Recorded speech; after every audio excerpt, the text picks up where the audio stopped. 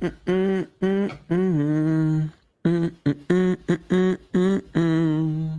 said it. Call up the captain and show, let me go home. I wanna go home. Oh, Beach Boys.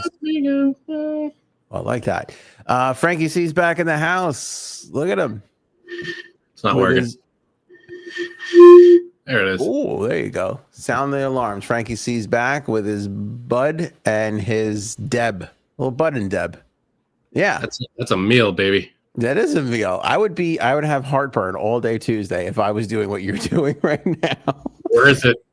Oh my gosh. It's all right. Heartburn from an oatmeal cake? Oh, forget it. Yeah, forget it. Forget it. That Bobby does not approve of the Little Debbie products. I'll tell you. Maybe that right not. now.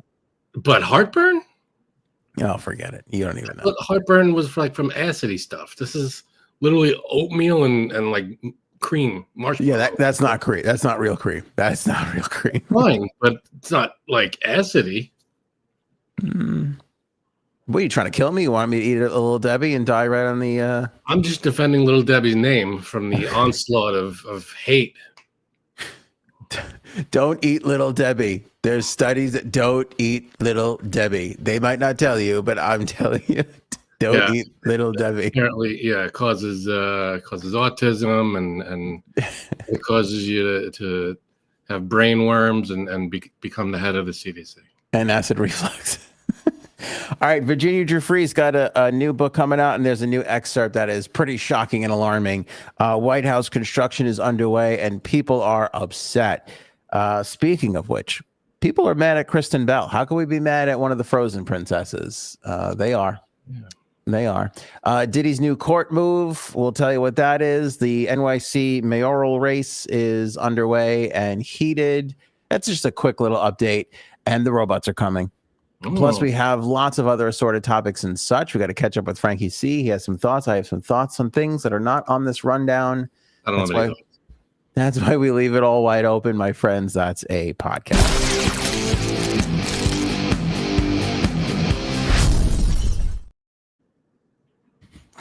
Did that glitchy? What was that? What? Did that play? Did the intro play? Because it didn't play for me. Okay, all right. Let me start with this. The Amazon Web Services going down today completely messed up my day. I mean, why would that mess up your day? Because the studio. Here's the thing: nobody knows this. Half the world is on Amazon Web Services. Our virtual studios on Amazon Web Services. The other stuff that I use for other podcast things, is that we help all of Amazon. I thought Amazon, like the shopping thing, was down. Amazon shopping was down, but it was from Amazon Web Services, which is a data center, which is like what Snapchat is on and what all these other things are on. So like half the world was like not working today. So we got a glimpse into like what the world would look like just for a brief moment when this is literally just one thing went down. Imagine like the grid, everything going down. It'd be chaos. Absolute chaos. This was just Amazon. Just one thing, yeah. And so I was talking to a friend of mine, and because it was like down, like a tech guy that I talked to, I messaged him and I'm like, "What's going?" And he's like, "Oh, it's down," and blah blah blah. First, my thing was like terrorism. Like what is it? Like, is it happening? Was it AI? My first question is terrorism and AI, and I think those are going to flip flop very soon. Like, where was a time we're at 9/11. We were alive for it. It was kind of our time. We were very sensitive. Every time anything happens, we're like, is it an attack? Is it this? Is it that? But it's going to come a time where it's going to be like, did the robots rise up? Is this it? Is that, It's got to be robots first. I mean, you said the robots are coming. They're coming, man. But I have yet to see I've seen videos of robots, but I haven't seen robot one. When I start seeing them walking down the street, then I'll get nervous. But outside of that, what are there now? A dozen or so functioning robots? Not according to this story. According to this story, shit's coming soon, man. Like this year, we're going to start to see some robots. October. This year's over. We're not going to see anything this year. We'll see. We'll see. All right, stick around for that story. All right. All right, Virginia Giuffre, obviously Epstein victim, alleged victim of Prince Andrew, the pedophile. We gave him a new title while you were gone, Frankie C. He dropped his Duke of York title officially the other day when the first excerpt came out. Now we've got a new excerpt, and I don't know what he's gonna do now. Is he gonna? I think he's gonna throw away some of his teddy bear collection. That's gonna be his new press release. That's a bad look. Yeah, buddy. like, hey, everybody, I know I gave up public life, and then I came back into public life to tell everybody I gave up my title. I'm only back now to tell you I've thrown away my favorite teddy bear as a result of this latest Virginia Giuffre excerpt. Yeah, that guy's got some issues. There's some stuff going on there. Yeah. So this posthumous memoir, which is going to be coming out soon, Nobody's Girl, a memoir of surviving abuse and fighting justice. Giuffre recalled begging Epstein to step in after an unnamed politician, a, quote, well-known prime minister, end quote, forced her to beg for her life while the pedophile Epstein coldly told her it was simply part of her job. Here's the excerpt. After the attack, I couldn't stay a fool. Having been treated so brutally and seeing Epstein's callous reaction to how terrorized I felt, I had to accept that Epstein meted out praise merely as a manipulation to keep me subservient. Epstein cared only about Epstein. Giuffre simply referred to the deranged man that attacked her as prime minister, saying she was afraid the brute would seek to hurt her if she printed his name. She was brutally bloodied, beaten, and R-worded by this well-known prime minister in a series of savage encounters that finally helped the teenager break free from Epstein's spell.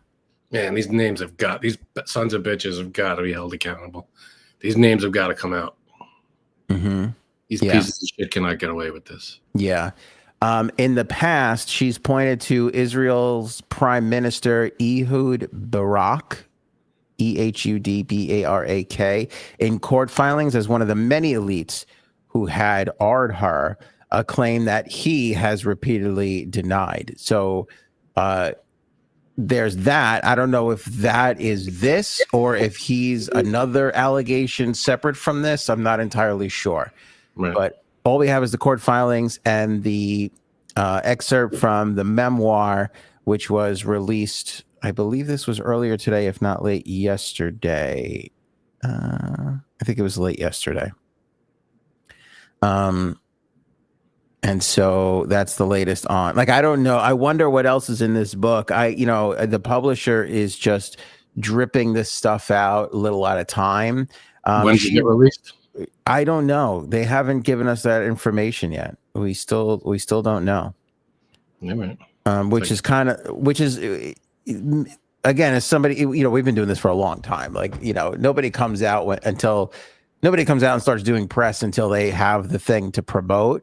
When you start getting like little drippings of this, like, you have to wonder, like, are we going to get like 10 of these before we get like at some point, one of these are going to come with a release date attached to it. And it hasn't happened yet. This is the second one we're up to. The first one was about Epstein, about Prince Andrew. You can go back and watch last episode for that one. And now this one is about this quote unquote prime minister. So I don't know, but this poor woman went through hell. And listen, we cover this stuff, and I think it's important to keep covering it, from a sense of, again, you agree, right? Just to get the list and all the data. You gotta keep it relevant, because otherwise we don't want this stuff to fade into the background. We want it to be talked about, and right. But don't you feel like there's a bit of a morbid, like we're so into the Epstein thing. It's so synonymous with our podcast at this point. We're going to obviously pay attention to the book, but if you're the regular Joe average Jane, I can't imagine picking this thing up and reading it. Like, I mean, this is like, or is it like, it's car accident on the side of the road that you can't help but look at it? Well, I think the Epstein thing is big enough that it lives outside of just this podcast. It's a big enough thing that this is, I think this book is probably going to get a huge amount of attention, because the story is not going anywhere. I mean, this is not something that people are forgetting. This is not a little thing. It's just strange to me, though. It's like when I read, I mean, granted, I read on a fourth grade level, so I don't get to read that often. But when I read, it's like an escape. Like I want to learn something about history so I could know more about people and the future. I want to read about something fun that I can't imagine. Like I can't imagine picking up a book and like you could have called this book, "Hey, the worst life ever lived." You know, like I couldn't imagine people like, "Oh, I want to read that. That sounds like a good one." You know. Well, it also, I mean, there are all different types of books. I mean, there are books on everything. So it's like you're gonna get very happy books. You're gonna get super depressing, awful content. You know, real like books like that contain unfortunately, terrible things in them like that. So who's reading that stuff? I mean, listen, if somebody was victimized and this is like a comfort to them or whatever, that I get. Like that makes sense to me. Just feels weird that somebody's going to be like, should I read the new John Grisham or should I pick up the Virginia Giuffre book? Like I don't, feels a little strange to me. I think it's great that it's coming out because again, you want to expose people, like we said, keep it in the forefront. People who are going to read it. People who want to learn about the situation and know. I mean, I don't know if this book is going to name more people. It named Prince Andrew, right? Yeah. So maybe this is step one in a, here are a bunch of names. I don't know. My greatest hope, because I'm trying to temper expectations, my greatest hope is that this book will help topple Andrew. Like that's what we were talking about last episode. It's like she's getting more detail than she ever has before. I don't think it's going to violate any sort of agreement that they had. She's gone now. Like I don't. What did they do? What do you mean? I mean, if it does violate an agreement, right? What are they going to? Right, exactly. But my hope is that it enrages people over in England enough to get them to get the royal family to turn him over. Like it's time to like. Oh yeah, the jig is up. Cat's out of the bag. This is huge. It's not going anywhere.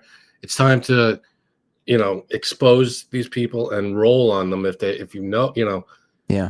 This is all going to start tumbling out.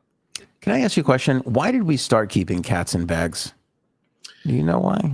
Well, it feels like back in the medieval age. I have no idea. It feels like, how did that one? There's that like nerdy guy who's like gives explanations to how all these phrases started, like close but no cigar and all that stuff. It's like I'd like to get that one documented. I feel like I could guess at the jig is up. You've heard the jig is up. I've heard the jig is up. Yeah, what is that? Yeah, how do you think that came about? Well, my guess would be like, it's a stupid guess, but I would imagine that someone was dancing doing a jig as a distraction, and then when it was finished, it was over. Distraction over. Right. Jig is up. That checks out. That makes sense. But I'm sure there are a ton of phrases we use all the time. I'm sure we have no idea where the hell they came from. Close but no cigar is one that stuck with me for a long time. Well, that's an easy one. Yeah, but it's weird. All right, so the origin is, for people who don't know, cigars used to be like carnival game prizes. Exactly. Back in the 30s, maybe 20s or 30s or 1910s or whatever it was. Yeah, when smoking was good for you.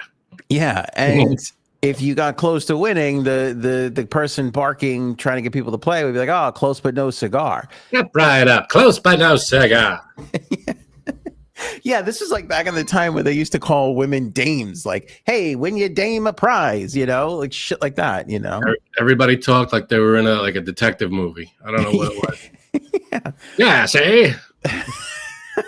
Yeah, and it's 2025 and people are still saying close but no cigar. It's weird how these things stick around with us. Man. Close but no cigars. I mean, if you got a better one, let me know. Yeah. The White House construction has begun on the ballroom. They started ripping up the East Wing. Stupid. Go ahead. I didn't realize. I'll give it to you so you can react. I didn't realize they were going to tear up the East Wing. I don't know why. When we covered this originally, it was my impression that it would be built off of like the East Wing, as like an add-on. Yeah, I didn't think they would be taking it down. To be fair, though, the East and West Wings were add-ons to the original mansion itself.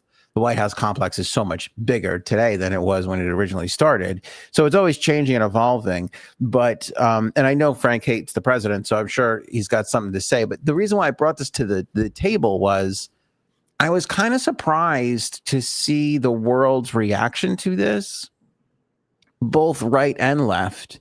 On like people were like, oh, like there was like a little like my aunt, who I love more than anything, like messaged the family chat. Like we don't really do politics in the family chat, not for any reason. It just never makes it there. It's all like, oh, what did the kids do today, and what time are we getting to? That kind of stuff.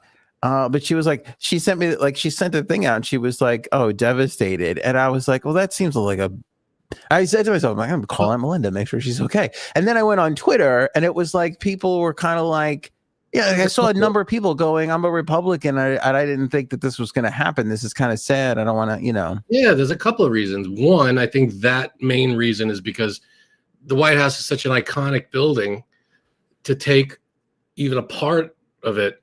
Just like look what they did to the Rose Garden. They paved over it. Now it's like a patio with like umbrellas and fucking tables. Like it looks like an outdoor restaurant. It looks like a place you want to go have one of those boba teas or a matcha latte.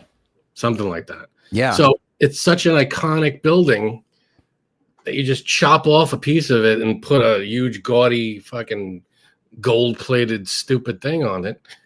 Not to mention the fact that, I mean, that's the aesthetic reason. I feel like, and the historical reason. People are looking at this building and going, this is such a historic, iconic building. To tamper with its makeup seems like you're tampering with a piece of the legacy. And the other part of it, I feel, is the fact that the economy is in a shit tank right now. Prices are going through the roof. Tariffs are fucking everything up. Let's build millions of dollars worth of a ballroom for that you'll never see, I'll never see, and that all the millionaires and billionaires can party in. It's kind of a slap in the face to everybody, farmers, people who are struggling because of all the bullshit that's been implemented in the last 9 months. People are struggling to save their farms, to save their businesses because of these fucking tariffs. Yeah, but aren't people always struggling what? Aren't people always struggling to do those things? Yeah, but when it's a direct result of something you did, and now you're building a multi-million-dollar ballroom made of gold to host your billionaire friends, that seems like a big slap in the face. You know what scares me a little about the current state of economics is that, like, I know there's been some weird job numbers. I know we've got the tariffs. The shutdown is obviously going on, right? Like, there's all these things like, I'm definitely noticing the pinch of like affordability and everything like that. Like, you just go to the grocery store and it hasn't gotten any better, for now. And everybody's like, oh, the stock market's booming. That we know that that's like not an indication of the overall economy. The stock market is being like, I was reading this economist who was like, the stock market's being propped up by the tech sector, and the tech sector is being propped up by like 11 or really 4 AI companies. Like, this is the .com boom all over again. Like, the reason why, like, if we weren't on the brink of the AI revolution, who knows what kind of trouble we would be in. Yeah, with the current state of the economics of everything right now. And it's kind of weird because, again, the world is so polarized between right and left. So it's kind of hard to differentiate and figure out what's what. But I mean, I know there's a lot of people suffering, Yeah, not only that, I mean, it's like, it's the constant wool over everybody that he's trying to pull over everybody's eyes. He's always on TV going, oh, grocery prices are down, gas prices are down. No, they're not. They're not down. Nothing's down. Everything's going up, and everything's expensive, more expensive. I mean, maybe one or two, maybe a couple of things have gone down here or there, but overall, things are getting more expensive. And it's because of these tariffs. He's even, what was it? There's what the heck was it? I saw it today that instead of using, it was beef supply. It's what's for dinner. Right. Yeah. Instead of using American made beef, now we're going to import our beef from like Venezuela or something because it's cheaper or something like that. And so he's screwing over American farmers. And I think there's a cow shortage. What's that? There's like a cow shortage. There's like, it's like a beef shortage. Like part of the reason why beef is going up in price is because there's a shortage. So ironically enough, like you see, and this is the tough part about governing and economics. So there's a beef shortage, which means that the price of beef goes up, which is actually good for the farmers, but not good for the Americans. So it's like, who do you save here? Do you lower the price of beef and continue to screw the farmers more? The farmers, by the way, who have been getting screwed, the farmers have been getting screwed since Farm Aid began. Like, I'll never forget this. I went and covered Farm Aid. I don't even know when I went. 6 years ago, maybe 7 years ago, whatever it was. And that was such an eye-opening weekend, Frank, when I was there. Because I was there just to try and interview Dave Matthews and see Neil Young and shit. And then like they make you sit through, like they're like, all right, first press avail is this thing. And you go there and you sit and then they start reading out all the statistics and they start telling you the stories. And then like 45 minutes in, you're just like bawling your eyes out. You're like, oh my God, we got to save the farmers. Like, how do we get these people money? Like, it doesn't make any sense. Invest in your farmers or stop screwing over your farmers. I see every day these videos of farmers. Or like, I didn't expect this. People who voted for Trump, like, I didn't expect this to happen. It's like, well, what did you think he was going to do? Well, I think a lot of people that were maybe middle of the road, maybe closer to independence, like myself, not to say that I voted for him because I didn't, I'm sorry, but voted for him. You did? I didn't. I said I didn't. I'm sorry. I didn't vote for him. But I think a lot of people like myself voted for him, because they were tired of the other side, which understandably so. And they're the ones that are like, well, I wasn't expecting this. Like, I didn't think it was going to be like this. I'm sorry. He said what he was going to do. I think it's a lot of people that are voting for the first time, that are kind of like, oh, this will be a better option. Because I don't understand what in his track record, what led you to think he knew what he was doing? I would love to hear that explanation. If you voted for him and you didn't see this coming, what gave you that indication that he would know what he was doing with any of this? I think he won this time because the same reason why he won last time. It's just like, the alternative wasn't the thing. That wasn't the option. Why not? I mean, the alternative, the first 4 years he was president was no picnic. It was fucking terrible. And then he said what he was going to do this time around, for the most part. And then he starts doing it, and it's fucking everybody over, and everybody's shocked. That's the other part of this. There's, not to change gears, but it's sort of related.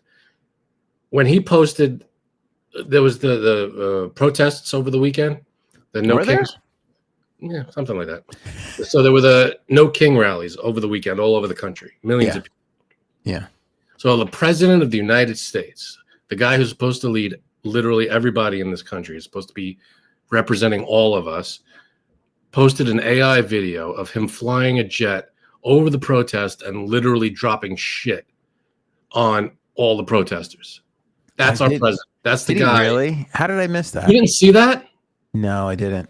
I'm sorry. I had a very long weekend. I'm sorry. It was a rough weekend. But that was like the big thing over the weekend. This was, if you pull it up, I'm sure you could find it in 2 seconds on Twitter or whatever. That's what he posted. It's him taking off in a fighter jet, flying over. It looks like New York City, but it's AI, so who the hell knows? But all of a sudden he drops sewage out of his plane, and it drops on all the protesters. That's the president of the United States doing that. And then I watched it, and I went, there comes a time where you have to stop being surprised by what he's doing and go, of course he did that, because he's that's him. That's the guy. So we have to stop being surprised by it and actually start the next thing. What comes after the surprise? All right, we're surprised by it. Move on to how is this normal? It's not. And what are the steps to prevent someone like voting his people out, making sure that he does, in 2026 we vote out his party, because these are the people responsible for propping this guy up. They could easily turn their backs on him and say, we're not supporting this guy because it has nothing to do with Republican or Democrat. We just don't like how he's running this country. I mean, it becomes every time he does something, the left goes, oh, did you see this? I'm so shocked. How could he? It's like, no, we got to stop being shocked, because it's going to keep happening. We're going to keep being shocked, but we got to move past it. Because we have to not move past it in terms of forget about it, move past it in terms of, okay, be shocked for a second and now strategize and say, all right, how do we, remove the power here? How do we take this guy's authority away in a democratic political way? You have to vote him out. We have to start honing our message better, and that's the only way. Because otherwise, it's just every day is a new. Oh my God! Did you see this? And we're all shocked, and then we move on to the next thing. Oh my God! I can't believe he did that. I'm starting to believe everything. Once he does this, he's literally shitting on his constituents, and it's like, well, you're surprised by any of this? This is who he is. This is the man that's running the country, the guy who shits on half of the people. So I'm not shocked by it anymore. And yeah, it's surprising in a sense that he's a child in an 80-year-old's body, but we know him by now. I hate shit like this. I've been like reluctantly accepting the fact that we're getting into the whatchamacallit, meme era of politics, Getting into. We've been there for 10 years now, man. Nonstop. I mean, from a sense of like, and what? I mean, from the sense of like, and Trump's changing this where he's doing it now. Like the politicians themselves never took part in it or the president of the United States at least never took part in it until Trump took office. Obama never did memes. I don't remember Obama posting they still memes. Don't. Biden didn't do it. Obama didn't do it. It's just him. And he's not, I don't think he's fit to lead a fucking parade. Well, I know that. I know that's how you feel. By the way, I brought up the Truth Social page because I'm searching for the video that you're talking about, and I just want to show you how many fucking My Pillow memes, My Pillow ads we're passing here. God. Look, every other tweet has like a My Pillow ad after it, or MCG Tactical. I'm giving them a little. I don't even know what that is. Look, count the My Pillow ads between. I think it was 4 or 5 at least. All right, now when did he post this? Because we're up to over the weekend. I don't know, Saturday, Sunday. All right, we're at a day ago. We got to scroll some more. Hold on. Just search it. It's everywhere. I know, but I don't want to play somebody else playing it when I could get it from the original. Do you know what I'm saying? Like, all right. Well, anyway, while we're scrolling, it's an AI video, of course it is, and it's stupid and ridiculous. But I don't know. Let's talk about that for a second. The AI videos are like out of control. Like I've noticed that, and they're being labeled as such. But even from regular people, I'm noticing like a crazy amount of AI videos hitting my especially feed. In the last week or so. For some reason, it's like ordinary-ish videos, and you're like, wait a second. Especially ones with like an animal. Like you'll see like an alligator coming up to a person, and you're like, "What the fuck?" Yes, it's like a little too close, and you're like, "Oh, wait a minute, this can't be real." And they're so weird. Like I saw one where a guy was like massaging an old lady, and then she says something, and then he takes her and throws it through a wall. Yeah, I saw that too. What is it? And it makes you watch it. There's something weird about AI videos that make it like your fever dreams that make you want to look at it again. What is that? Well, I think also because they're so abnormal. They're, like throwing someone through a wall is not normal. You're gonna want to go, wait, what did I just see? Right. And it's like it has this thing where it's like real, but then it's just slightly not real. And then it just like, oh, okay, is this There it? it is. Yep.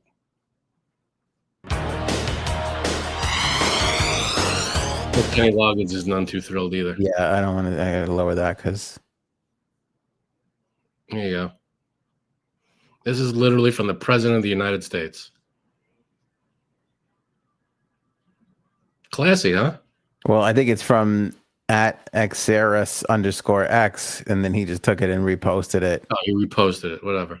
But that's unbelievable. Ironically, that's why I had a rough weekend. That was me all weekend. You were in that crowd. You got a mouthful. No, I wasn't in that crowd, but I was duplicating what he is saying. He's doing to the people. That's what I was doing. So there it is. That's the video, and that's from our president, folks. That's the guy that represents us. Isn't that nice? That's what he thinks of his people. I think he's just trolling Democrats, but my problem but what the fuck? You're supposed to be an adult. You're supposed to be leading us. He could have gone on there and say, I support, as a leader. Yeah, he's just being funny or whatever. But he could have come on there and said, I appreciate the protest. You guys are protesting. You're exercising your First Amendment rights. I might disagree with them with what your message is because of this and that and the other thing. He doesn't have to literally show a video of him shitting on everyone. What the fuck is he doing? Are you kidding me? Oh, we had a J-Sabs appearance there for a second. It was J-Sabs there. popped in. I mean, the tired phrase that you always hear is, imagine if Obama or Biden did that. But they wouldn't do these things. Well, that's the thing. They wouldn't. But if they did, the right would be calling for, oh my God, they must be impeached. This is what they think of their constituents. They would be out for revenge. It would be the worst thing. They would be anti-American and anti-free speech. It would be the worst scandal ever. This one day in the news, you didn't even hear about it. Well, I'll say this, that whatever you think of that, it's not a cream colored suit. So at least he hasn't worn a cream colored suit in some country. Yeah. That's a good point. That would be the worst thing that could ever happen to us. Right. I hear what you're saying, but there's two things to that. Trump changed the game, and also the world has just changed. Like the world has just changed. And part of it's because of Trump. I would say 4%. Most of it is because I just think that we're in this weird strain. Like it's social is taken over the algorithm. TikTok, I would say, is like 80% responsible for it. Like the news cycle is out of control. Right. But what was different is something like this used to be shameful. And it used to be shameful to be racist and misogynistic and transphobic and homophobic. But I feel like nowadays it's more out in the open. Everybody's like almost proud to be all these phobic things. And it's like, well, I don't know if it's phobic things. I don't know if it's that. I think that's just a reaction to the left over labeling people on a lot of stuff. But I think I used to think of the presidency as above these little things, and now Trump has taken it down into these little things. And listen, I think it should be. His people like it, and that's what he responds to. But to your point, his side likes it. He should be a unifier. He should be like, no, let's be civil and let's come together. Let's negotiate. He's supposed to be the great negotiator, the deal maker, and he's sitting there shitting on 50% of the country, literally. Yeah. I agree. I would like him not to get down on the weeds. Paul loves when you're around because he loves to take shots at me. It's not that I'm not criticizing him. Again, I wish he wouldn't get in the weeds on stuff like this. I wish he would rise above it. By the way, I think a more fair critique is what I was saying on Friday. Like the guy literally negotiates the impossible, for now at least, peace in the Middle East. Didn't last. Well, no, it's not like it's over. Like they already broke the ceasefire. There was already attacks from Hamas. But they were shooting people. I know it's not a great look, but it's not like it's gone and over with. Like, let's still hold out some positivity for that. It'll happen. Yeah, but I want it to stop, and I hope it stops. But after they signed this peace agreement, all of a sudden there were deaths, there were killings. Yeah, my point is that, by the way, I keep putting up, not that I don't love Miss Justice, which I've nominated her for comment of the episode already. I'll share that with you later. But I keep the chat's going by so fast that I go to click something and then it moves and I click the wrong thing. My point is, I think a bigger thing than the poop video is you get peace in the Middle East. You negotiate, you bring Palestine and Israel to the table, and you break with tradition, you get them to actually agree to peace. And then you wrap that week up by commuting the sentence of George Santos. Like, don't you care about your legacy at all? Are you kidding? I don't think he does. I think he's there's no bar anymore. There's no love. I think he's so lost in this, like everybody else who's lost in the right versus left thing, that he just doesn't think of like, oh, what would my legacy be here? Like, what's good for? He doesn't give a fuck. You heard he said on either over the weekend or last week that he doesn't think he's getting into heaven. He goes, "Yeah, I'm not bound for heaven." He goes, "I'm not going to make it."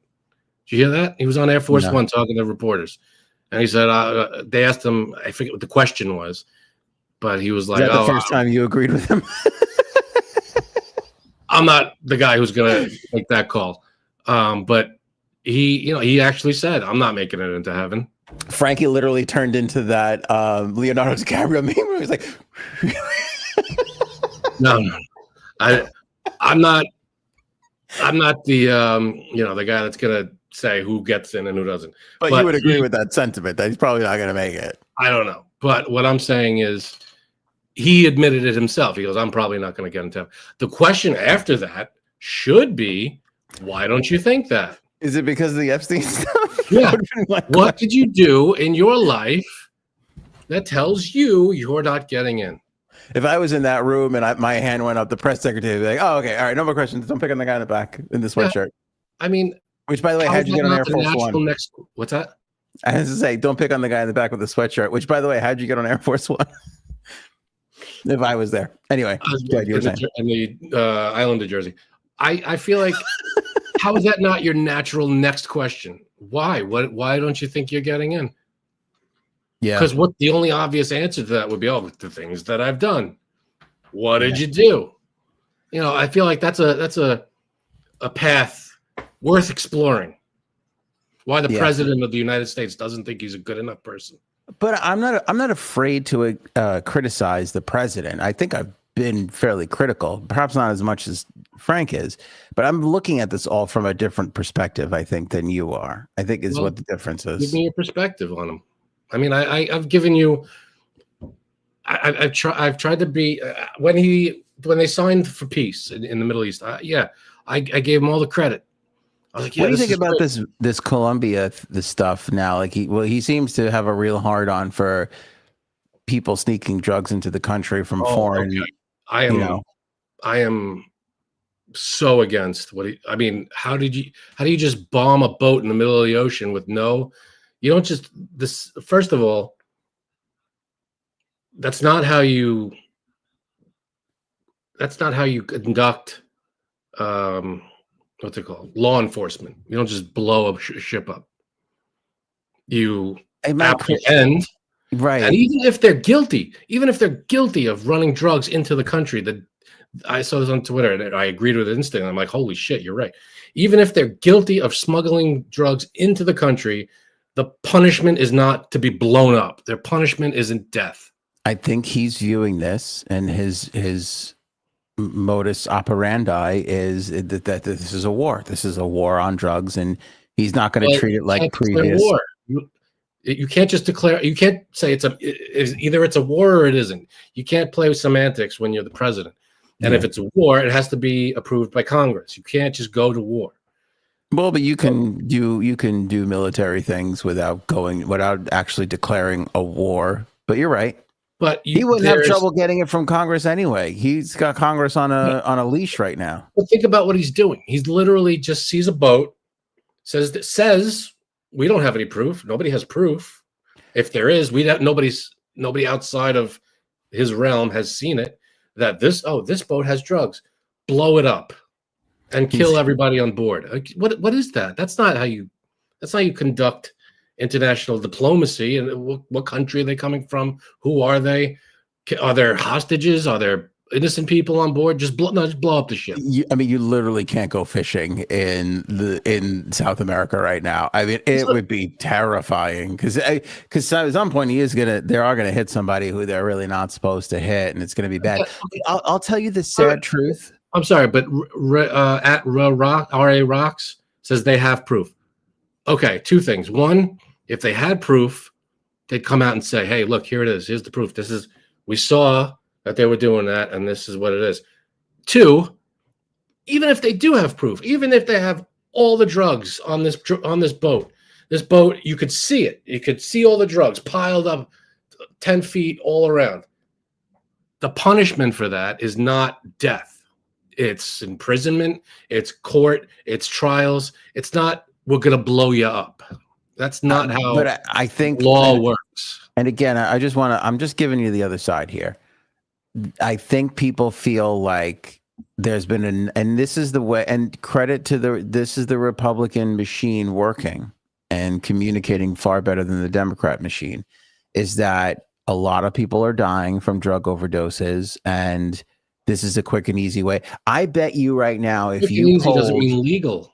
I understand that. I bet you, I'm not saying you're wrong, but I bet you right now, if you polled most Americans and you asked them and you said, what do you think of this? What do you think if we hit like somebody, we made a whoopsie daisy here, but we got a lot of the drugs in the process? People would be like, I'm trying to get beef on the table. I'm trying to live and survive. I don't give a shit what they're doing over there. If it stops the drugs from coming in, fine. And that's how this guy is operating now. Just proof, no proof.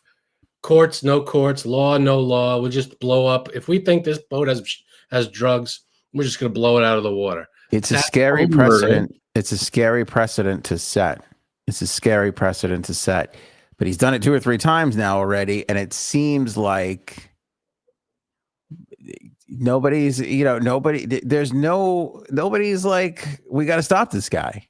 Like nobody even seems. The left is like, we got to stop this guy, but the left has no power at the moment. They get upset over every little thing he does, which is why they blew up boats with people on them. No, but I'm saying they've been getting upset at him for years for all these little tiny things that nobody. They're the boy who cried wolf at this point. Well, a lot of times there's a wolf. A lot of times there's a wolf. Hold on, Bert. Have I been off the rails, or have I been incredibly good looking? Well, apples and oranges. Yeah. But I'm saying, like, there's we have to do something about the drugs. Sure, I'm with you. Apprehend the boat. Send in our people. Board the ship. Search warrants. Arrest made. Drugs recovered. This whole thing. There are procedures. It's not just, hey, look at that boat. Boom. I mean, what you should just blow it up. That's it. Yeah. And everybody on board's dead. Yeah, listen. All evidence is gone. So if there's any evidence on that boat that, hey, look at all this drugs, that's all blown to shit. I mean, it doesn't make any sense. It's reckless, and it's something that dictators do. They just fucking do whatever. They kill people for no reason, and that's it. Hang on, Frank. Hang on, because I don't want you talking over this. Bird says, so handsome. Christelle says, and gorgeous. Not ladies. We're trying to talk about important things. You can't be fawning over me while we're trying to discuss important world. You're discounting Paul's comment on No, but you're ruining. I was going to put a whole clip together where they take it all out of context. So you just ruined it. I'm sorry. I didn't know you were putting a clip together. How was I supposed to know you were putting a clip together? Gonna be on the phone with the interns later and be like, make sure you get that clip in of me saying how good looking, everybody saying how good looking I am. No, I listen. It's a horrible time to be a Democrat. It's a horrible time. Well, tell me where I said wrong. What I said was wrong. Even if there's mountains of drugs on these boats, and they have proof of it, and they have, we saw them load the drugs onto the boat, and they were heading our way. The punishment for that is not to be blown out of the water. No They're not. cockatiers. It's not a death penalty. That's pretty good comment. That's nominated comment of the episode. No cockatiers. Yeah, we don't want cuctators. Frank, in this day and age, man, I don't know. Other than this guy came in and he's just like, I'm not going to do it the way everybody else is doing it, and the legal way. I'm sorry, but we have laws that we have to follow, especially the president. They're all, yeah. You want to be, rogue and be the cool guy, and I'm gonna fine, but you can't just do something. You can't just blow people up and say, look how cool I am. Oh, by the way, I'm going to shit on half the people. Like, what do you just blew up people? They're not even. Yeah. What is that? But what's our way? You're not just, if it's in the middle of a war zone and it's a military strike, that's war. I understand war. Okay. I'm not pro-war. I understand that stuff like that happens in war. But this is not a war. This is, not a technical war. So war, what is it good for? Right. There are a lot of people are saying you're not wrong, and I'm trying to say that you can agree with me. It's okay. Traditionally, your head's not going to explode. I know. I do. Traditionally, you're not wrong. Traditionally, I do agree with you. But I think, all right, let me put this to you. Think about this. I watched the 60 Minutes piece on. Did you see this with? I forget the really old blonde lady. She's really. I feel bad describing her as the really old blonde lady, but she's really good. Actress? On sick. Who's her name?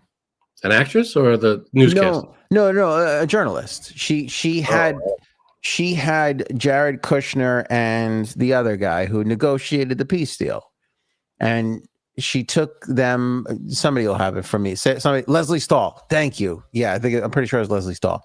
Leslie Stahl in 60 Minutes sat down with Jared Kushner and the other guy. It's like George Michael and the other guy in Wham. Jared Kushner and the other guy. And went through the whole process with the interview, that like a good traditional 60 Minutes piece on like the whole thing that they went through, like everything that they went through. And it was really fascinating. It was really interesting to see what happened. Kushner, what Kushner went through?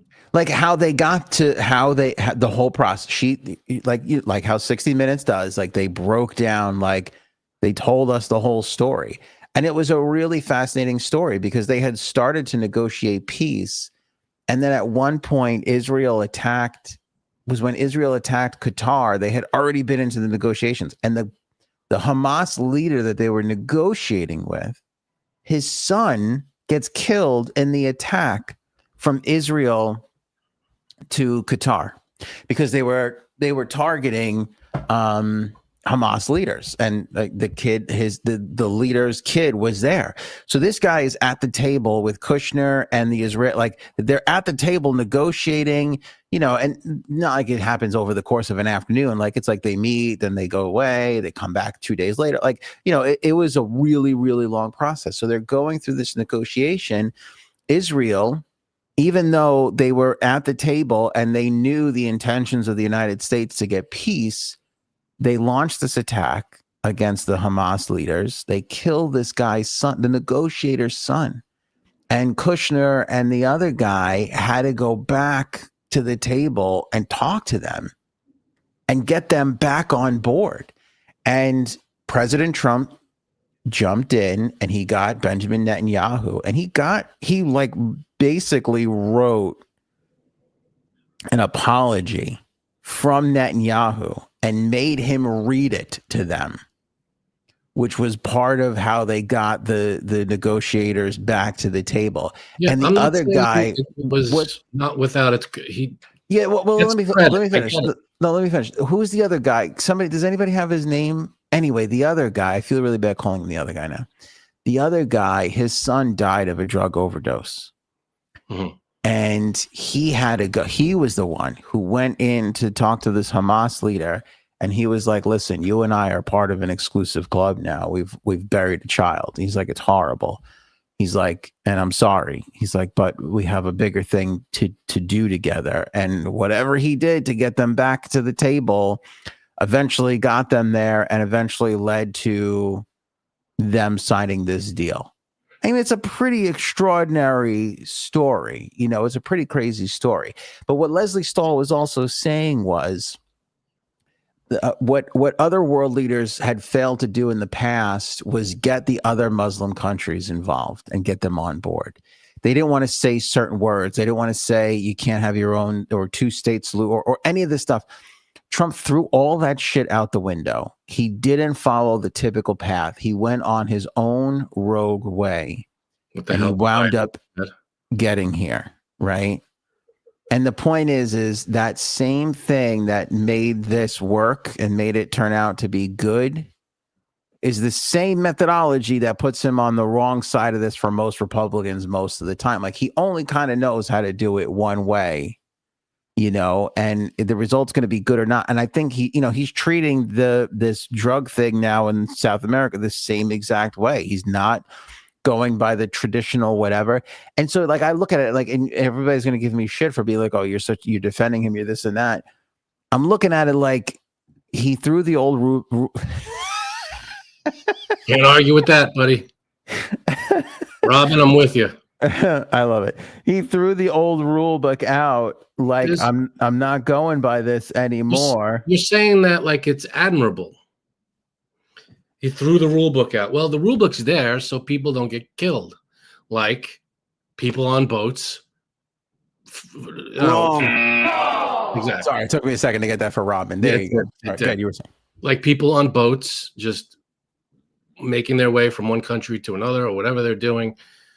Even if it's drugs, even if it's the worst drugs we've ever seen, it's still, he threw the rule book out. How cool is that? No.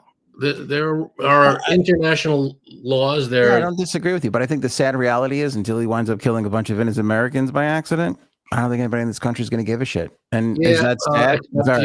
We were the highest COVID rate deaths, and nobody gave a fuck about that. So listen, I think it's morally, I think we're not in a great place.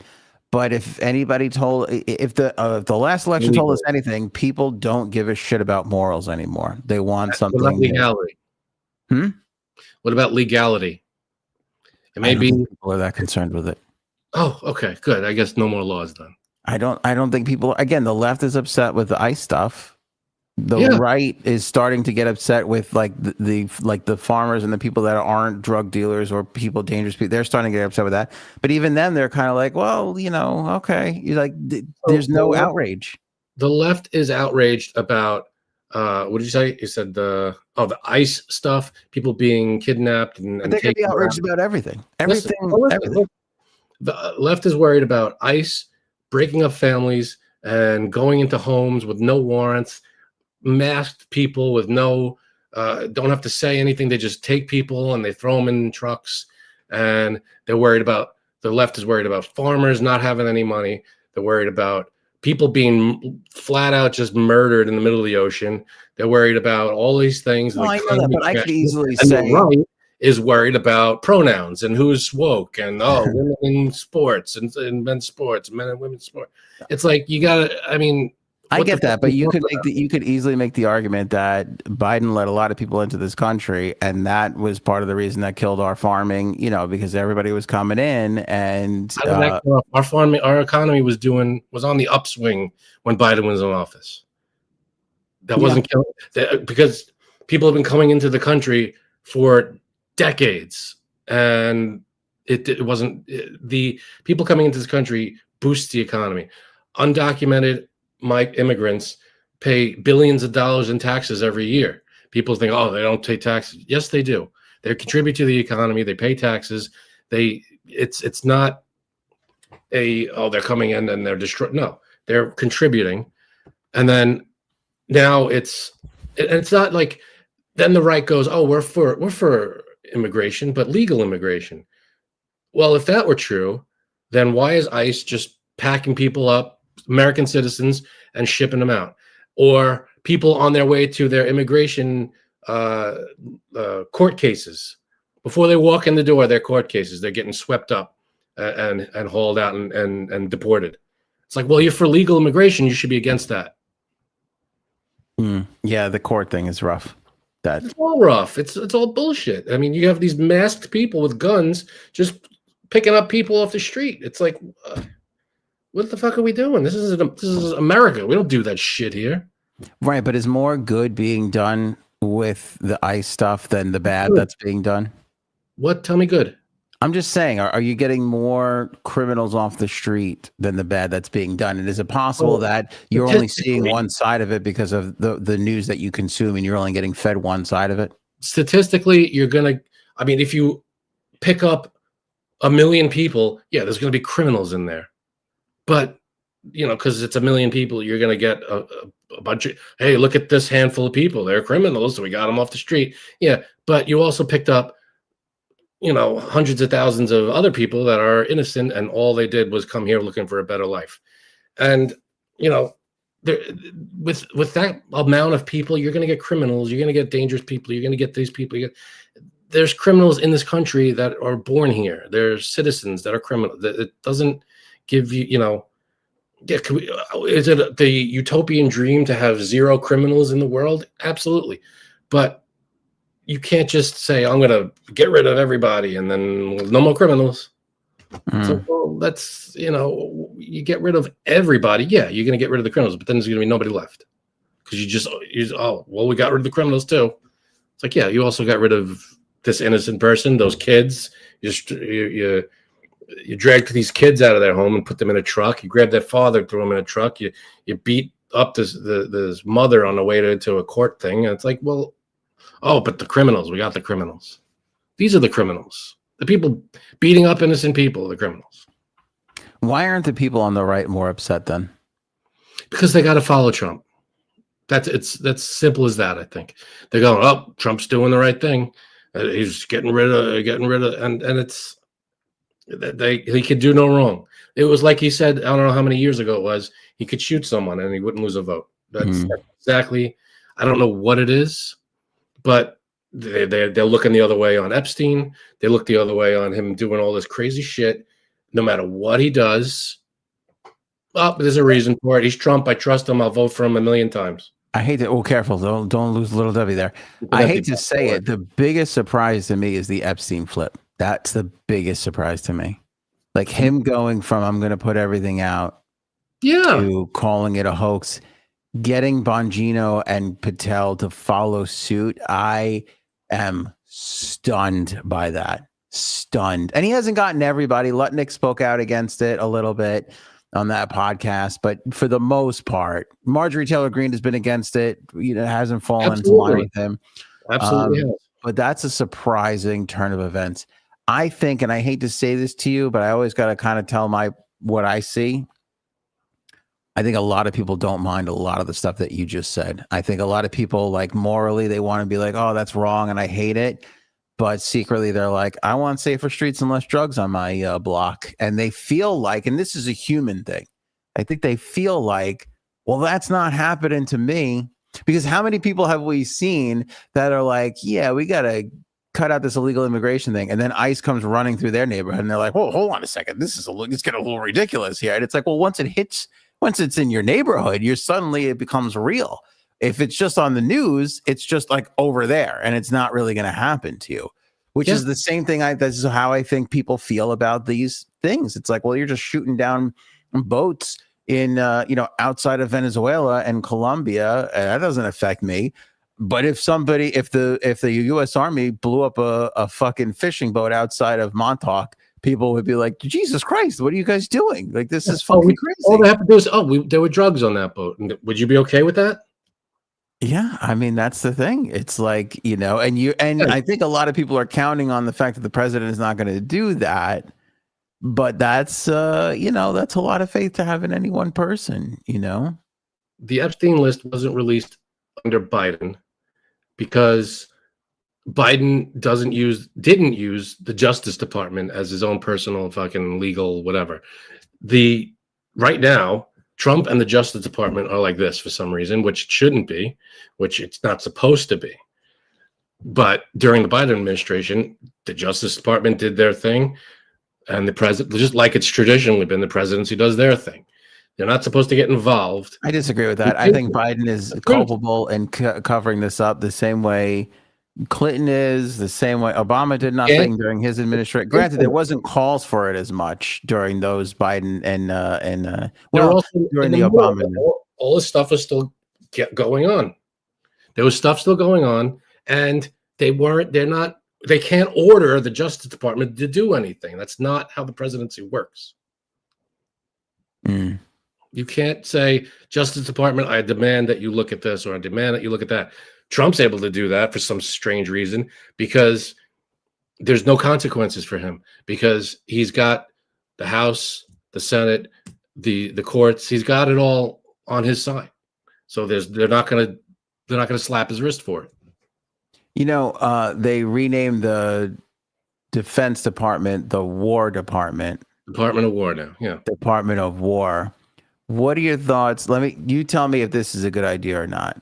What are your thoughts on we rename the Justice Department the Miss Justice Department? I'm for it. I love it. Me too. Me too. I think that's the most sensible thing you said all podcast. Oh. It's not easy to be on the devil's advocate side against Frank. It's not easy. You don't have to be all the time. You could agree if that's how you feel. If I say something and you're like, that makes sense. Or if I say something you're like, that's bullshit, tell me. You don't have to always devil's advocate me. Let me think about that. I'm not sure if I can agree with you on that. Maybe if I'm wrong, about the Biden thing with the Epstein file. I don't know. I'm assuming I'm making the assumption that he had no control. The Biden administration had no control of the Justice Department.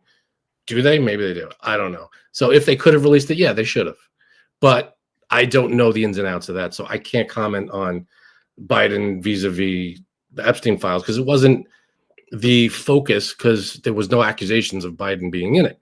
So Robin says it was still under grand jury during Biden's term. Still under grand jury. Okay, well, there's a reason. Miss Justice said yes with 2468 emoji exclamation points. You gotta search for those. You gotta hit the little thing, and I think after you hit emoji, it kind of resets itself. You gotta kind of go scroll and find it. That's a big deal. Unless she was copying and pasting. I don't know. That could be too, Bird. Everyone's on the list. That's why neither side's released it. Totally plausible. Maybe I agree with that more than anything. I'm not defending Biden at all. Maybe that's the case. No, but I'm not saying that. Yeah, I'm not saying that Biden's on the list. Biden had nothing to do with Epstein, but a lot of Biden's friends and donors. That's what I'm saying. Maybe. Yeah. I don't know if that's the case. Could be. I'm not saying it's all Republicans. There are Democrats, Clinton and whoever else is on there. Release it all. So Trump has it now. It's being called for a release. Mike, what's it called? The Speaker of the House. Mike Johnson is blocking someone from getting confirmed so that the vote doesn't happen, so that they can release the fucking thing. Well, I've been hearing a lot of buzz that any court can swear her in, the Arizona girl. I don't know about that. You have to be sworn in by the Speaker of the House. I thought. That's what I thought. And then I guess there's like these crazy left ideas that are like, well, you can get sworn in by anybody. You just need a judge, and there's ways around it. But I'm like, then why haven't they done it yet?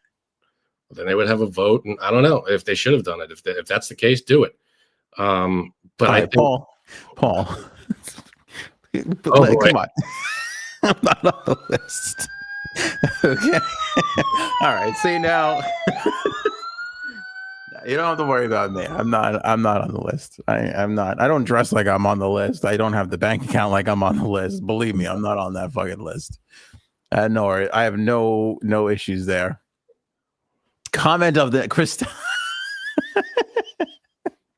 All right, it got not. All right, I'll put it. I'll put it there. There it is. It's why is everybody laughing at? 'Cause I don't know, but I All just right. if you've got it, and if okay, so if Trump's argument is Biden could have released it, he didn't. Okay, if we agree with that, and let's say I'm 100% on board and say, great, Biden should have released it. Well, the ball's in your court now. You could release it and be the big hero. If you're not in Yeah, it, of great. course. Well, You again, can, we're kind of getting into a weird place where we're right versus left, which I hate being in no, because no, it's no, like, no. Forget right versus left. This is release the Epstein file. I don't care who the hell's in it. It could be yeah. right and left. It could be everybody. Release it all. What's the holdup? If you're not in it, and if you're not a part of anything gross, disgusting, and terrible, you got nothing to worry about. Release it. Mhm. What's the Yeah. problem? Why? The question is, why haven't you? What have they? I mean, that should be the first question in every press conference. Yes, I agree. But I stand by the fact that Trump is the worst offender when it comes to this because he was bragging that he was going to do it before he got back into office.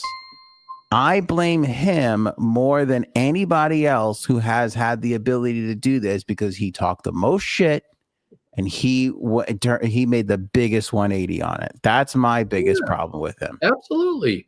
That's a huge part of it. And the fact that he's, oh, Biden could have released it. Okay. He didn't. You can now.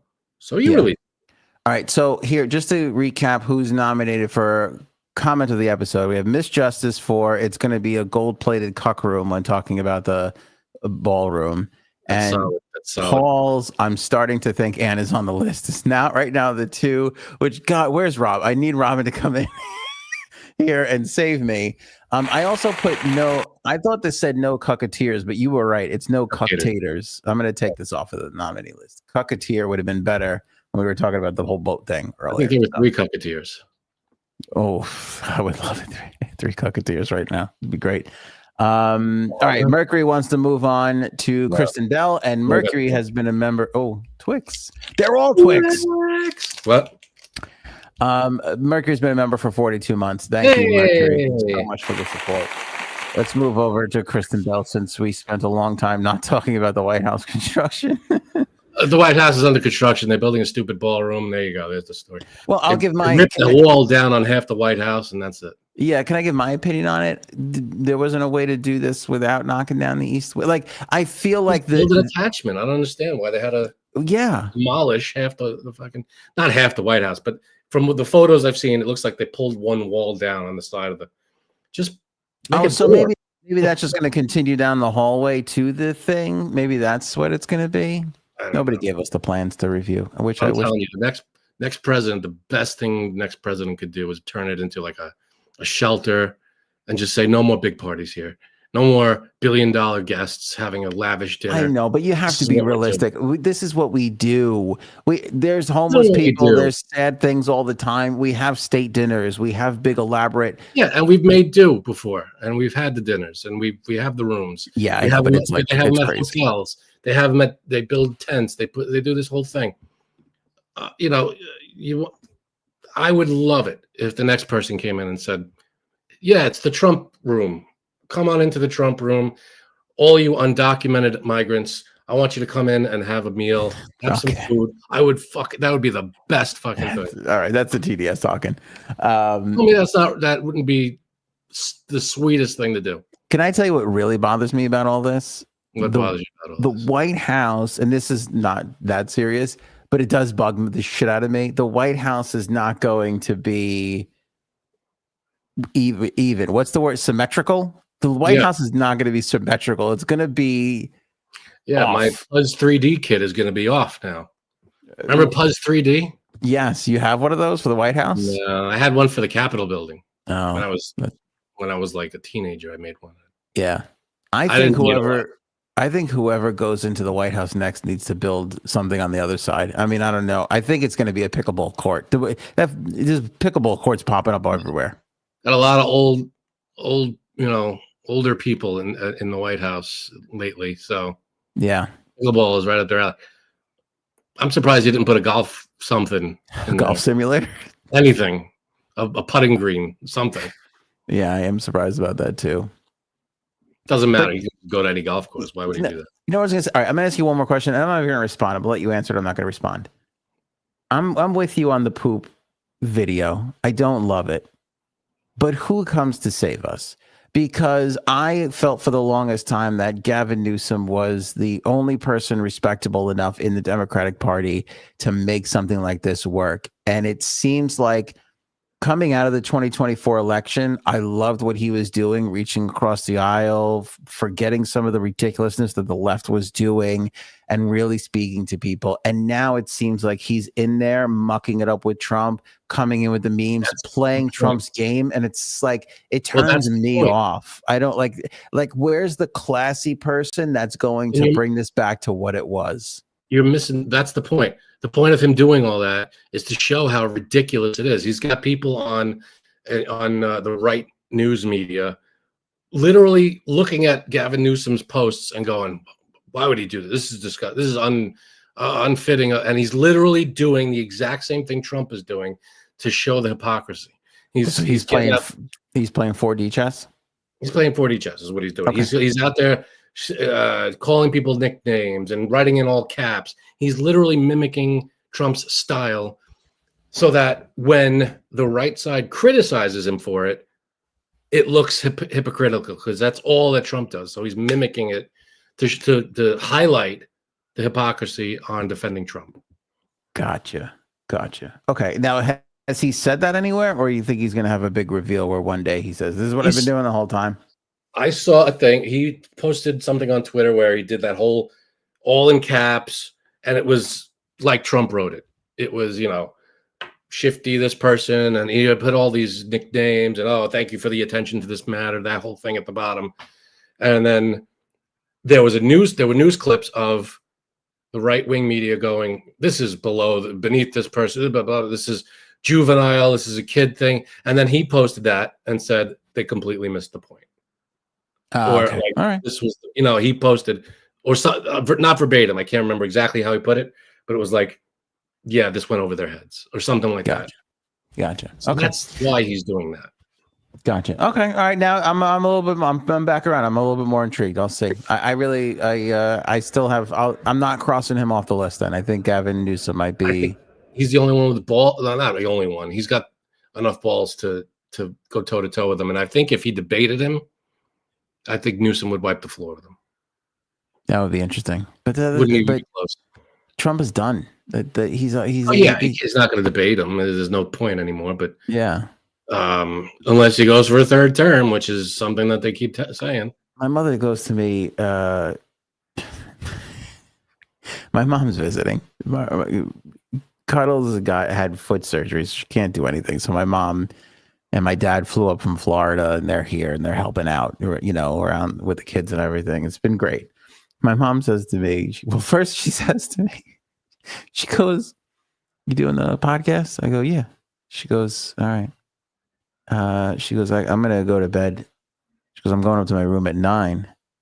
I go, "Okay." She goes, "Yeah, I gotta catch Rachel Maddow." I'm like, how am I supposed to take that? I'm like, I'm on that. Like, it would be great if you were like, "I can't wait to see your but instead of being here, my mother's. Yeah, I don't watching Rachel Maddow. Well, that's we're not really news as much as we're two idiots talking about the news.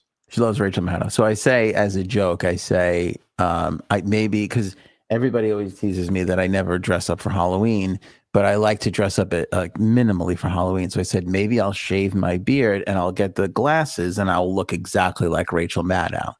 Like that'll be my Halloween costume, because we kind of dress alike a little bit. I feel like, she's got my kind of hairdo. I think my hair looks a little better than hers, but whatever. I'm going to do a side by side, but I don't know. I feel like I could maybe pull off Rachel Maddow. And so she says to me, she goes, "Yeah, I heard." And keep in mind, my mom is on older person Facebook. Okay. And she's on the left side of things. And I love her dearly, but I don't trust social media. I hate social media. I hate it. It's they keep everybody in just their own little lane. And then on top of that, my mom is like elderly. So it's like it's like by 1,000, like she's just going to believe everything that comes across her feed. Does she post? Is she the type of person that posts I do not give Facebook permission to that whole rundown? Don't go look at her last post, okay? Because the copy and paste. Yeah, said that. I think it was like John Oliver. Someone said that. I can't remember. She literally handed her phone to my wife the other day and was like, "How do you copy this?" And I go, "Oh, fuck." I was like, "Oh God, oh no." So anyway, she goes to me. She says to me just before the show, she goes, "I heard that." I was gonna say John Oliver. Now you fucked me up. Who we just talked? Rachel Maddow, Stephen Colbert, and Jimmy Kimmel are gonna get together and start their own network. And I literally lost my mind because I was like, this is very not real. But also, it's 2025, so it could be real. You know what I'm saying? Like, I approach it the same way. You were like, did you see the video of Trump pooping? Like, what? Like, it's so dumb. It can't possibly. And then there we just watched it. So I go, but I was like, I would be so mad at that because it's like he's gone in 3 years. In 3 years, we're not going to be like. Why would you ruin his career? You know, it's not. Well, who'd you say it was? Maddow, Kimmel, and Colbert. Like two of them are like at least Kimmel's got a job. Like Kimmel's got a future. The other two, I don't know. They could do both. What is it? A network they could do? She made it sound like they're going to start like a network. Yeah, but I mean, you could start a network and not be the main focus of it. Or you could but who's going to give a shit about it? It's 2029. Who's going to fucking care? I think all this is going to be over. I feel like, yes. I'd love for it to be over when he leaves office and be like, all right, thank God we got through that. Yes, I think all of it's going to be over. Returning to normal. I would love it. I don't think it's going to return to normal, but I think it's all going to be over. Okay. No, that's a possibility.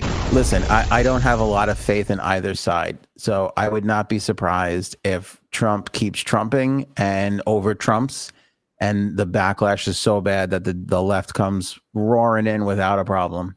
I would love that because the left has to come in and clean up this mess. I would also not be surprised if the left doesn't get their act together in time and it continues on this path. I don't know. It's too early to tell. But that would be a huge. I mean, historically, it's the first thing. One side comes in and reacts to what the other side just did, and then overreacts, and then it leads to us flipping back over the other way. I mean, that's historically what it is. We need the left to come in and fix this mess because it's just out of control right now. We got to fix Kristen Bell, who I'm going to call her Kristen Stewart at some point. I don't know why I want to call Kristen Bell Kristen Stewart all the time. What about Kristen Wiig? Yeah, no, she looks. Kristen Bell and Kristen Wiig look more alike than Kristen Stewart. Kristen Stewart, I think, still has brown hair. But anyway. Yeah, what happened with Kristen Bell? Kristen Bell's catching so much shit because she put this out over the weekend, this beautiful photo of her and Dax Shepard hugging.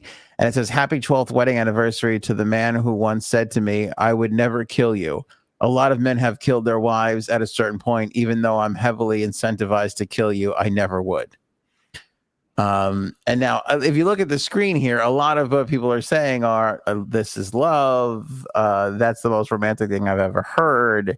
And then Dateline NBC said screenshotted. But I mean, I could read you 1,000 comments in here because she literally got over 1,000 comments of people like wanting to cancel her and saying how inappropriate this is and how like disgusting this is, because it's, talks about domestic violence. But I mean, but this drives me crazy. Like, it's just a unique. What you put out. You could put out a picture of the cutest puppy in the world, and there's going to be someone that has a problem with it. There's going to be someone. You can't please all the people all the time. Is my point. Yeah. No matter what you put out. I think this is romantic, and I think that it's the way. Here's the thing, and this is why I hated cancel culture and the left being too critical on this stuff. We want the world to be boring. Is this supposed to just be like, "Oh, I love you, sweet. Oh, I love you, schmoopy. Oh, schmoopy." It's like. No, I It's a unique way of saying it. Why did Dateline NBC write screenshotted? Like, what is the point of that comment? I don't know, but maybe for a positive reason. How the hell do I know? But there are people out there who have gone through shit, and I don't know. There was always someone that a chord is going to be struck regarding anything you say or do. So You could put a picture of a butterfly, and someone's going to be out there going, "A butterfly killed my parents," and then you're going to be like, "Oh shit," So it doesn't matter. Whatever you put out, there's always going to be positive and negative reactions. You know what's funny? I'm so like conditioned, I guess you could say. So like I was on TikTok before and I saw this video and it was so adorable. It's like a pacifier thing. This little girl's got a pacifier in her mouth and there's balloons tied to it. And I guess this is like a new thing. And she takes the pacifier out of her mouth and the helium balloons just fly away. And it was like how they it was like how they get the kid to like, oh, it's like a magical ceremony. Like It goes away, and it goes away. Blood of the pacifier. Yeah, and I was like, oh, this is sweet. Like I could get behind this. Like the gender reveal stuff. I'm like, oh, give me a break already. Like it's so overdone. Like I was like, oh, this is like a nice new thing. I was like, I bet you a lot of people are going to do this. And then I thought the next thought I had was, I'm going to go in the comments and see who's complaining about how many turtles this kid just killed by letting the helium balloons are not supposed to go up in the air. It's bad for everything. Because where I live, it is illegal. It is illegal to bring helium balloons to like a party. Like you can't, like if you rented out a hall for a party, you can't have helium balloons there anymore. It's illegal where I live to have helium balloons at a party place. So what do? There's no balloons. Well, you have balloons, but they're on the floor. Well, exactly. Yeah, you can blow up balloons. They just can't have helium in it. So they can't be like tied to a string. Like, so people do like the arches and stuff.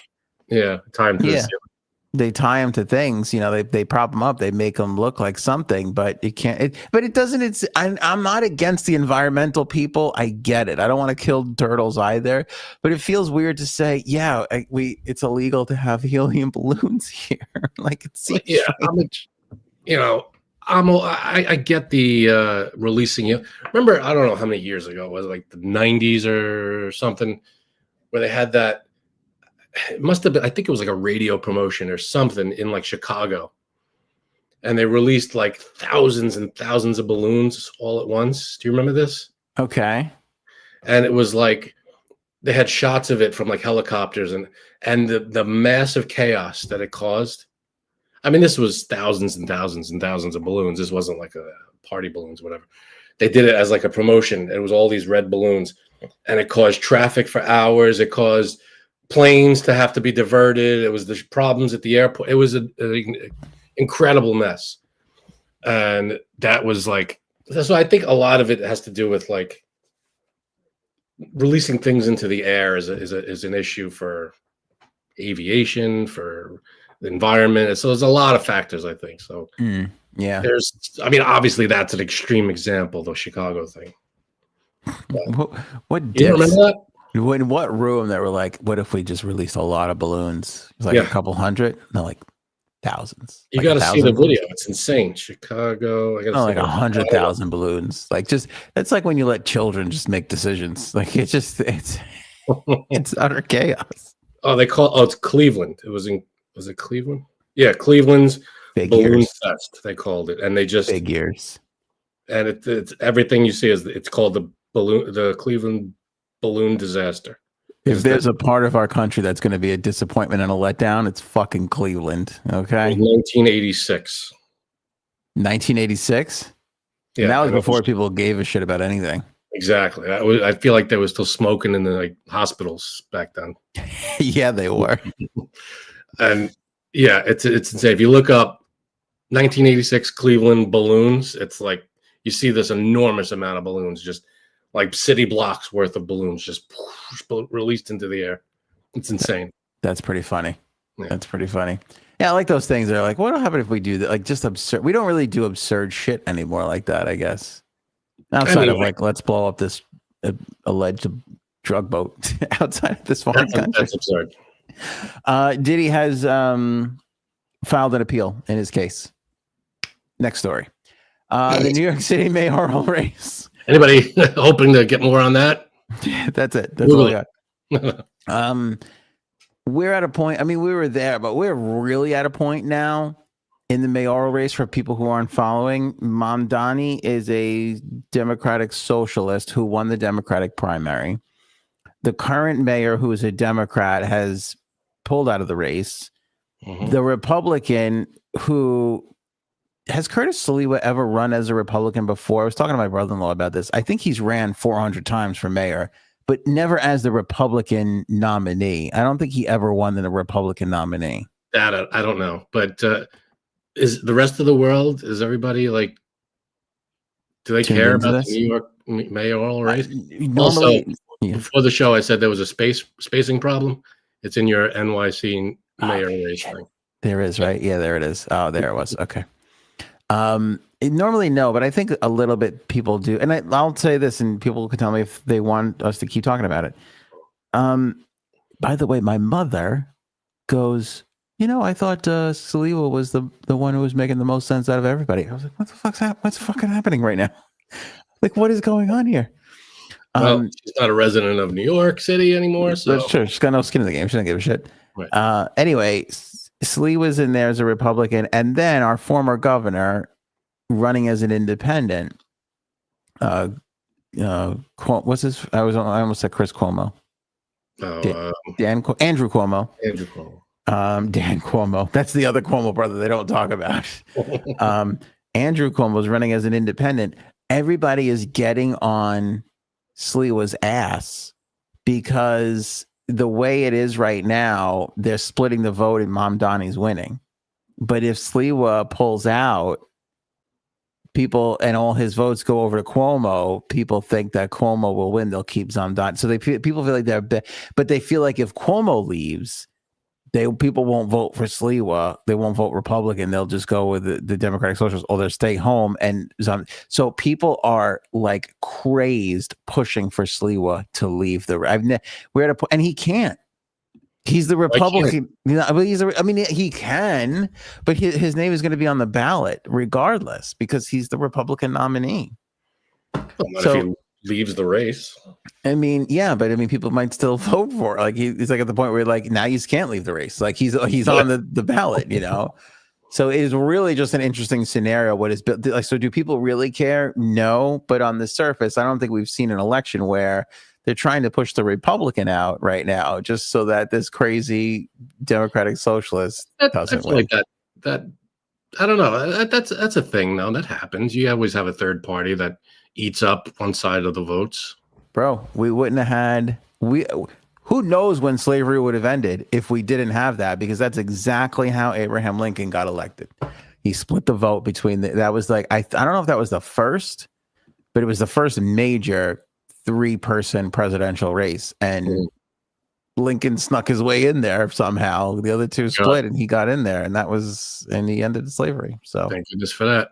People are going to kill me, but we've done 90. I think it's time to go and push the robots to. Well, that's a Friday topic anyway. I feel like it's a Friday topic.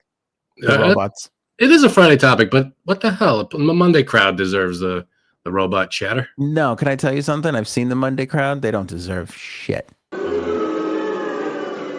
crowd doesn't like that. So we're pushing that one. Frankie, see, it was your birthday. Wait, I want to talk about robots. They're coming. Pushing. No, we got to go. Push. Your birthday. A lot of people wish you a happy birthday. I want to wish you a happy birthday. I hope you had a good birthday. A great birthday. I appreciate it. And thank you for all the wonderful wishes. I really appreciate that. Did you see? I said Frank's going to see all the wishes and be blown away. Did you see all the wishes? Unbelievable. You guys, it really means a lot to me. I really appreciate it. Warm the heart up. Now, let me ask you, did you get the oatmeal cream is that a birthday gift to little Debbie? No, that's a once a month purchase. Like, I get that all the time. Do you eat that stuff? These things, they're so good. How are you alive? Frank, I mean it. I would have grab that. Can you grab that? Let's read those ingredients. It's First oatmeal. of all, it's healthy. Well, oatmeal's healthy, isn't it? How far down is something that you can't pronounce, and where in the ingredients list is natural flavors? Because Bobby does not approve of natural flavors. I got to be honest here. There's a lot of ingredients. Yeah. Oh, yeah. Let's see. I want to see if it says natural. I love how in the beginning you were like, but it's cream. I'm like, I'm not sure cream could last on a shelf for that long.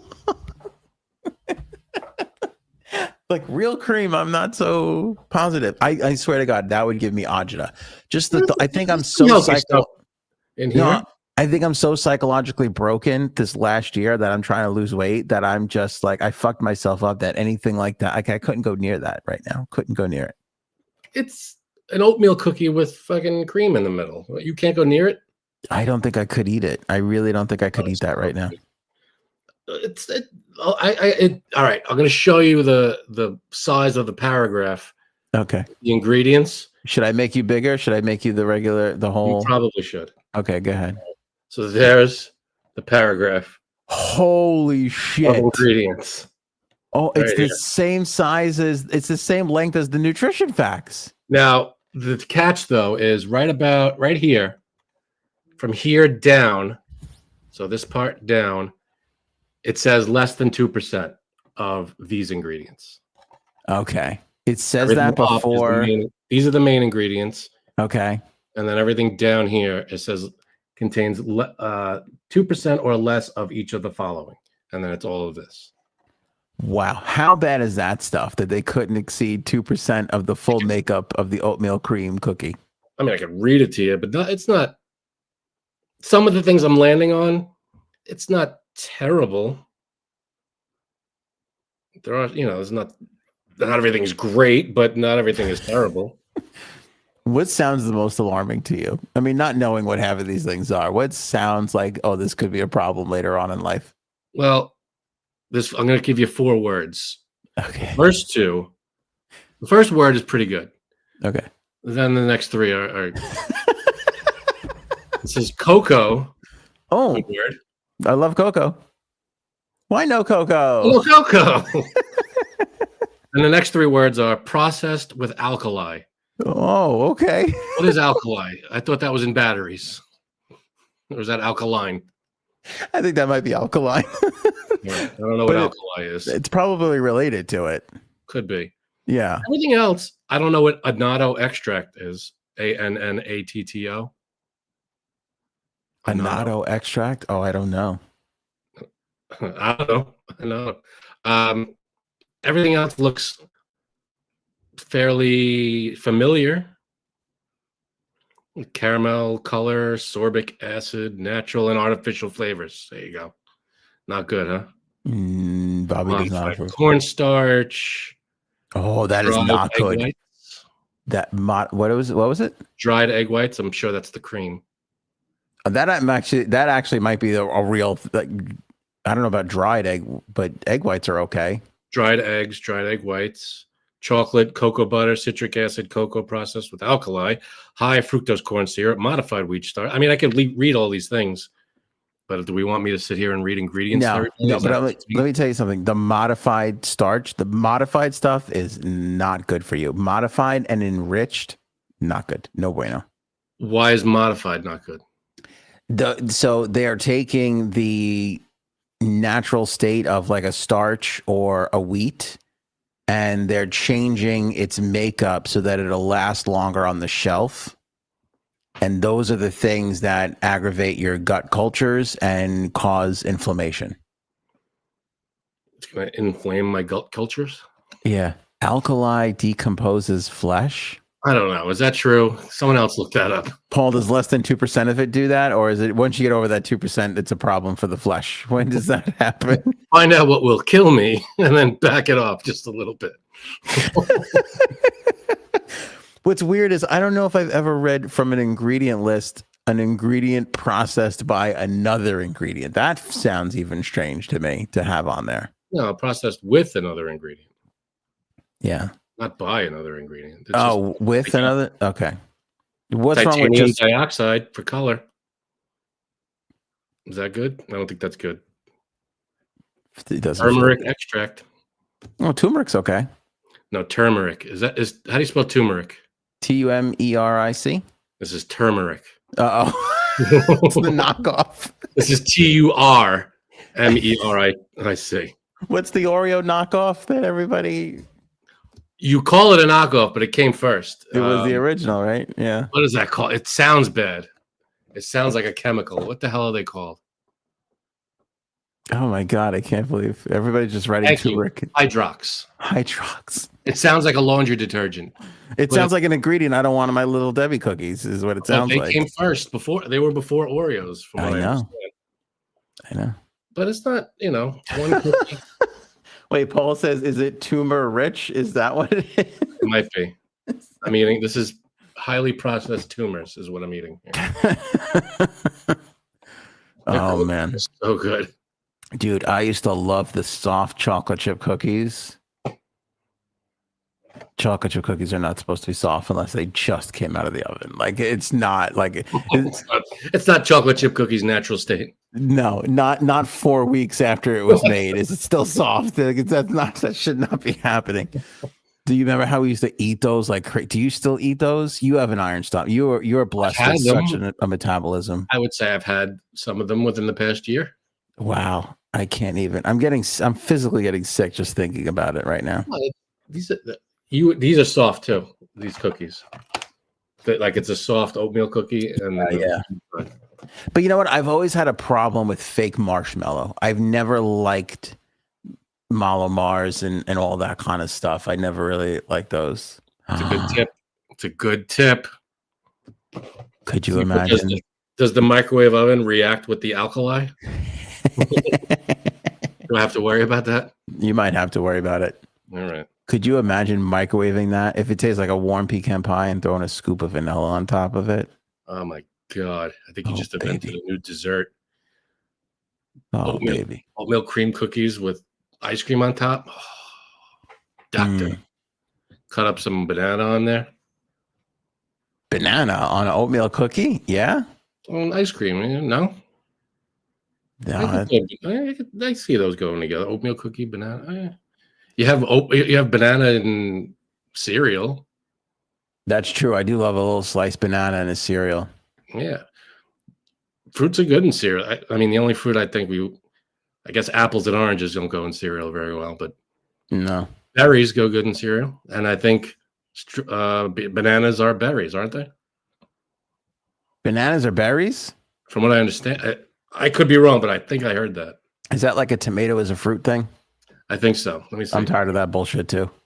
Let me see if bananas are berries. All right. Well, Frank looks that up. Everybody's got to vote on comment of the episode. By the way, and I'm sorry if I didn't get to we didn't get a lot of comments because I don't know. We just got into some good discussions. Wait a second. You ready for this? Ready.